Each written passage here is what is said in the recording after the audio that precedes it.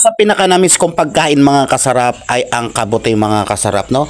Kaya naman talaga naman ako hanap ako ng hanap mga kasarap kung saan may kabote mga kasarap, kaya ako bumili ng kabote dito sa palengke mga kasarap. Kasarap nung nakita ko sa palengke, talagang binili ko na, hindi na ako nagpatumpik-tumpik pa yan mga kaya mga kasarap. At for today's video mga kasarap, tayo po ay magluluto dito ng ginisang kabote mga kasarap. Ayan po yun, alam niyo po yun, no? Kabote po ang tawag dito sa amin. Yung mga hindi pa nagbubuka yan mga kasarap, ang tawag sa amin ay hapon-hapon mga kasarap. So meron na tayo ito mga pang Ricardo mga kasarap, ito yung sibuyas, bawang, luya, tapos siling dahon ng sili, dahon ng bunga, tapos meron tayong nilagyan natin ng dahon ng ampalaya mga kasarap, no? Kasarap, ang kabote nga kasi mga kasarap ay once a year lang yan mga kasarap, no? Isang bisis lang sa isang taon po yan nagtumutubo at talagang nagkakaroon tayo ng kabote, no? So masarap po talaga ito mga kasarap. So sabaw nito mga kasarap ay gustong gusto ko masarap mga kasarap, no? So bali nga po pala yan ay nilinisan na natin yung ating kabote na yan. Yung pagdating natin dito mga kasarap ay nilinisan na po natin kasi yan kailangan ng linis talaga, himay-himayin mo yan mga kasarap, gawa ng may mga baka mayroong mga nakasingit na germs dyan mga kasarap, no? Yan ang parte ng mga kasarap ay nagising na tayo ng bawang, sibuyas, luya, tapos papakulaan natin itong tubig na to mga kasarap, to konting tubig lang at talagang napakasarap ng sabaw nito mga kasarap, hindi kailangan na maraming tubig dito mga kasarap. Nilagyan tayo ng paminta yan mga sarap, ng mga pampalasa dyan, ng bitchin lang at paminta yung ating ano dyan, tapos asin lang mamaya. So nilagay na natin dyan yung dahon ng sili yan mga kasarap, ano?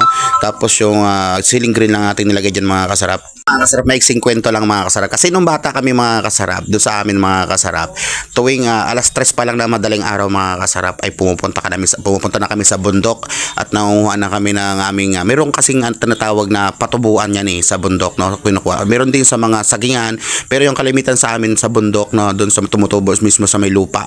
So, meron kaming patubuan yan mga kasarap nung alam namin ng patubuan ng kabote mga kasarap. Kaya madaling araw pa lang kailangan pumunta ka na doon kasi hindi pa yung bumubuka yung tinatawag naming hapon-hapon yung kabote, hindi pa yung bumubuka pa kasi pagdating ng araw yon, nagsikat ng araw, bubuka na po yon nung August mga kasarap, kasi tuwing August kasi yan yung pagkumidlat na mga kasarap, ayan, ibig sabihin yan ay may kabote na yan mga kasarap. Ang problema, September na nung ako nakatikim na ulit ng kabote ngayon, no? So August pa ako naghihintay, alam ko August kasi yan yung kabote na yan, August yan, kasi pag kumidlat ayun na yung kabote na yan. Nung bata nga kami mga kasarap dyan ay noon ay kumukuha kami ng kabote na yan, meron kami talagang patubuan yan, alam namin yung kung saan yung patubuan namin sa bundok, kaya pag pinuntahan namin yun, isang talaga yung balde na malaki na dala namin, puno yun mga kasarap, meron pa sa sako, kaya nung talagang sawa-sawa talaga sa kabote mga kasarap, sobrang sarap naman talaga, araw-araw kaming kumukuha ng kabote mga kasarap, madaling araw pa lang talagang pumupunta na kami sa bundok, marami po kami, yung mga pinsan ko, yung mga kasamahan ko, kaya alam ko kung paano kumuha ng kabote na yan.